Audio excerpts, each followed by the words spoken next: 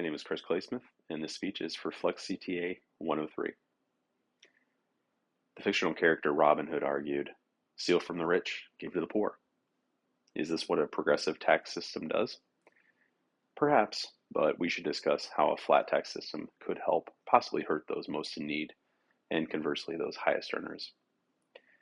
Those who have a significant background in tax policy, tax law, economic policy, and the historical knowledge about this have weighed in throughout the years, arguing both for and against. Today we're going to look at both sides of the aisle and both sides of the argument to let you decide. We'll discuss the different types of taxation and how this trickles down to the consumer, the pros and cons of a flat tax, and how history is viewed on both sides. We'll wrap up with a few points to think about it on your own. First, let's talk about the progressive tax system. This is what we use here in the US. The tax rate effectively increases as income increases.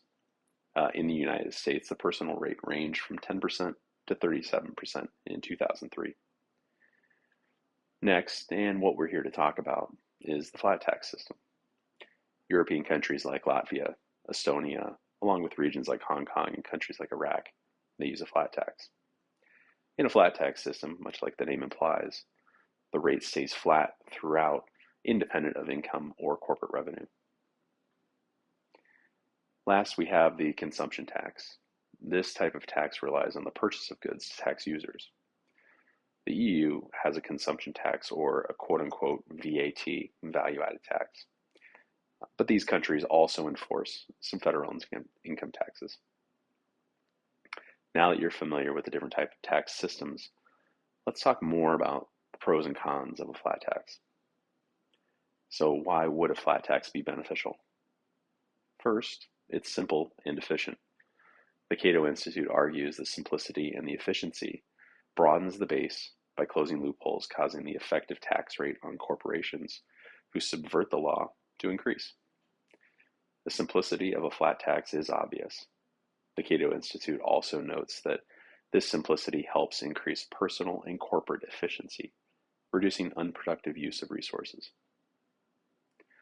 The IRS National Taxpayer Advocate Report notes that it annually costs taxpayers and businesses over $300 billion in filing and compliance, and takes 6 billion hours of taxpayer time each year. A flat tax could cause economic growth.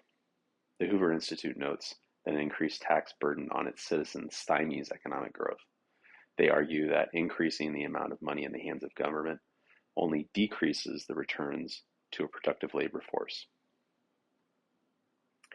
They also suggest that a flat tax would reduce the overall tax burden by eliminating the need for individuals to hide funds in different accounts and money splitting schemes and trusts. Sign me up, right? Not so fast. The benefits of efficiency, economic growth, and simplicity may not be all what they're cracked up to be.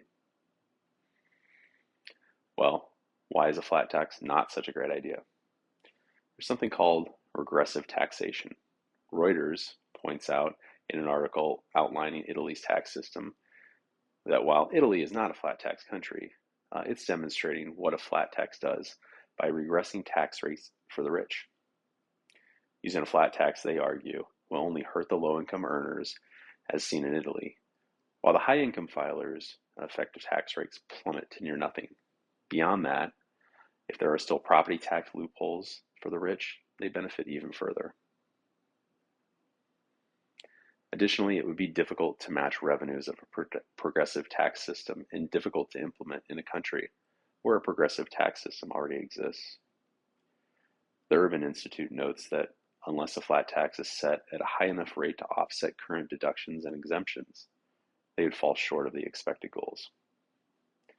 They also foresee that the cost of transitioning could be catastrophic due to the administration, economic impact of capsizing an entire tax industry. A tax system is undoubtedly complicated, but does it deserve to have a complete overhaul given the concerns we just talked about? We currently use a progressive tax system in the US, and many would argue its complicated and inefficient nature. I wouldn't disagree. We've heard from some experts in the field that suggest a flat tax would be beneficial due to its simplicity and its ability to broaden the tax base by closing loopholes. But we also heard experts argue that this type of tax system only creates a system to benefit the wealthiest of filers and would hurt those in the lowest end of the income spectrum. So, which do you think is right?